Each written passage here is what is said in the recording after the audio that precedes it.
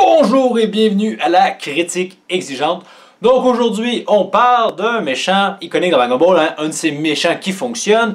Et encore une fois, vous savez lire, donc on va parler de Cell. Hein, si vous avez regardé ma vidéo 5 trucs débiles dans Dragon Ball, ben vous le savez, la saga Cell, c'est pas ma saga préférée, même saga Cyborg avec, parce que ça fait quand même un tout uni. C'est pas ma saga préférée, donc allez la regarder pour comprendre. Mais n'empêche que Cell, c'est quand même un méchant qui est iconique parce que si différent dans la grande saga qu'est Dragon Ball. Hein, Cell, il faut comprendre que contrairement à d'autres méchants qu'on a vu arriver, premièrement, c'est un twist. Hein? Tous les autres méchants, ils sont pas arrivés par surprise, on les connaît, ben, c'était les méchants qui étaient prévus et ils sont arrivés. Alors que Cell, ben, c'est pas le cas. Hein? On croyait que C19 et C20 auraient été les grands androïdes, finalement non, c'est C17 et C18, et finalement ben non, la menace de l'arc, ce ne sont pas les androïdes, c'est Cell. Donc rien que ça, c'est quand même assez novateur. On a un arc qui est plus cerné sur l'histoire, pas parfaitement, mais au moins le fait que Cell arrive comme un cheveu sur la soupe, ça c'était bien fait, ça le rendait différent.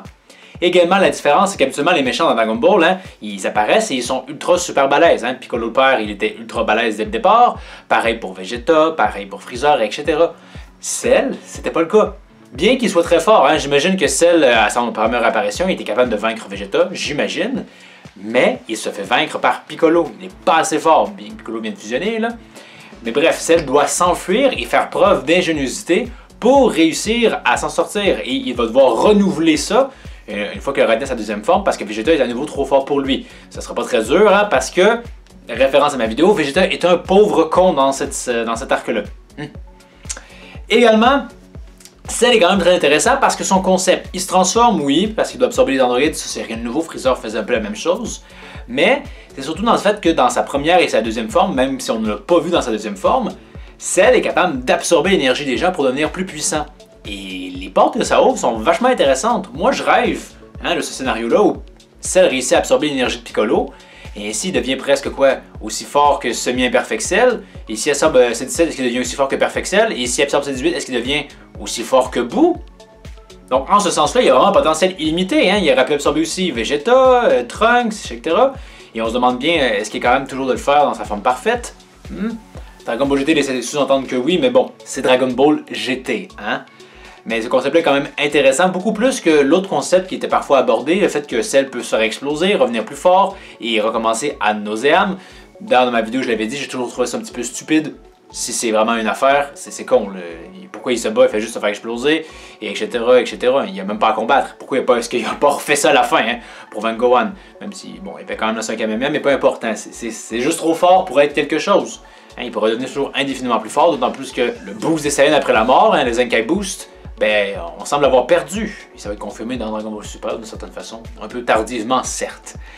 Mais, ce qui fait que c'est vraiment, je trouve intéressant, c'est par rapport à deux moments. Un, tout particulièrement, c'est l'impression de puissance qui peut s'en dégager. Donc, quand Cell atteint sa forme parfaite, Krillin foudrage, et ça c'est exclusif à l'animé, hein. Donc encore une fois, l'animé ne fait pas de la merde. Donc, dans l'animé, qu'est-ce que Krillin fait? Il lui balance un Kienza sur la gueule. Et Cell va simplement l'encaisser. Hein? Cell va encaisser la technique la plus meurtrière de Dragon Ball, une technique si efficace que Freezer va devoir éviter les Kienza de Krillin en dépit qu'il est bien plus fort que lui. Déplacement de caméra parce que la batterie est vide, il faut que je branche et le film ne se rend pas. Donc, hein, Cell qui encaisse parfaitement un Kienza, ça a vachement de la classe, c'est quelque chose qu'on a encore, ça n'a jamais été répété dans Dragon Ball et c'était du jamais vu. Et ça a beaucoup plus d'impact, hein, parce que dans le manga, tout ce que Krillin fait, c'est puncher Cell, il fait un coup de pied, ça fait strictement rien. Ce qui est pas surprenant, hein. Je veux dire, Krillin est même surpris, mais tu aurais probablement rien pu lui faire. On se souvient que c'est Cell parfait pouvant encaisser quand même relativement très bien des coups de C16. Alors en forme parfaite, que les coups de Krillin ne fassent rien, il n'y a rien de surprenant là-dedans. Mais le fait qu'il puisse encaisser un Kienza, là on jase. Là, ça a plus de classe, au point que plus tard dans l'animé, quand Cell va être acculé par Gohan, il va aussi lui lancer des Kienza, mais Gohan ne va pas les encaisser, il va les stopper dans son élan.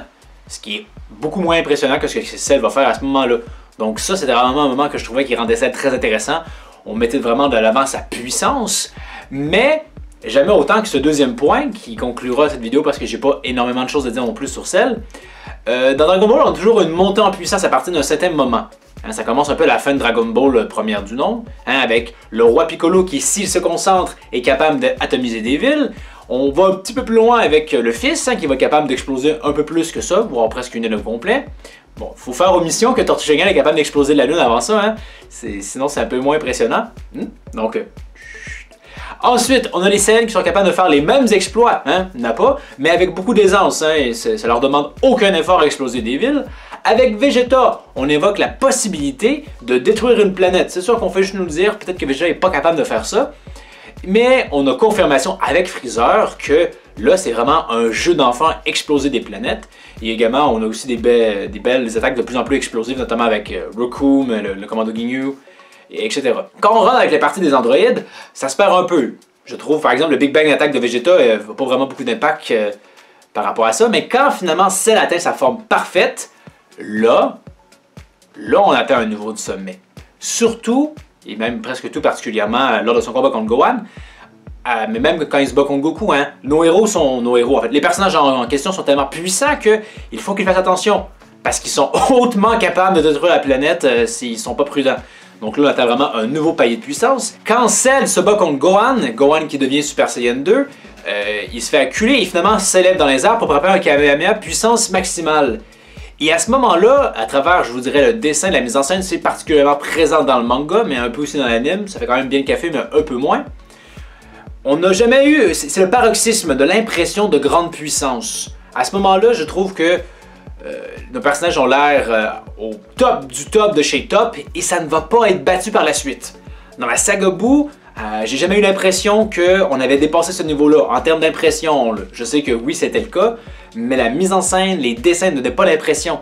Quand Cell s'élève dans le ciel et concentre son énergie au maximum, la grosseur de son aura, c'est démentiel. La grosseur des Kamehameha lancés, c'est également démentiel. On n'aura jamais ça par la suite.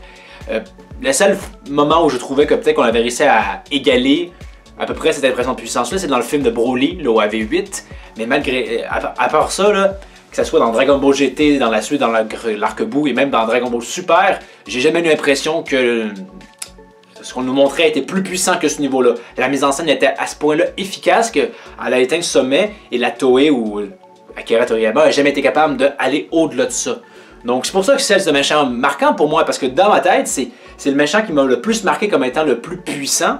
Bon, c'est sûr que Gohan aussi, là, mais c'est à cause de Cell qu'on est rendu à ce gain de puissance-là. Avec Cell, le jeu a l'air d'être au maximum du sérieux, et c'est pourquoi la saga Cell aurait pu être probablement être la fin de la saga, et ça aurait très bien fonctionné, parce que je le redis, j'ai jamais eu l'impression que la puissance était plus grande que ça dans les sagas suivantes. La preuve étant, hein, Cell se fait exploser, techniquement ça explose la planète, Vegeta qui se fait exploser pour tuer Boo, ça n'explose pas la planète. Pourtant, Vegeta est censé être bien plus fort que Cell à sa deuxième forme.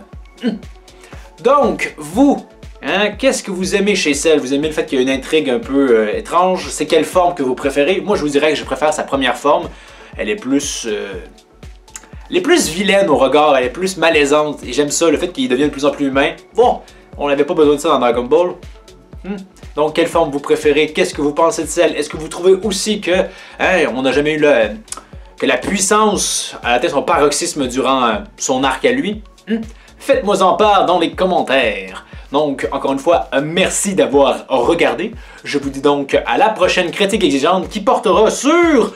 J'en ai pas la moindre idée, donc donnez-moi des idées dans les commentaires et je pourrai m'en inspirer. Mais probablement qu'on va peut-être parler du chapitre prochain de Dragon Ball, 42 qu'on est rendu. Donc à voir. Je vous dis donc à une prochaine critique exigeante.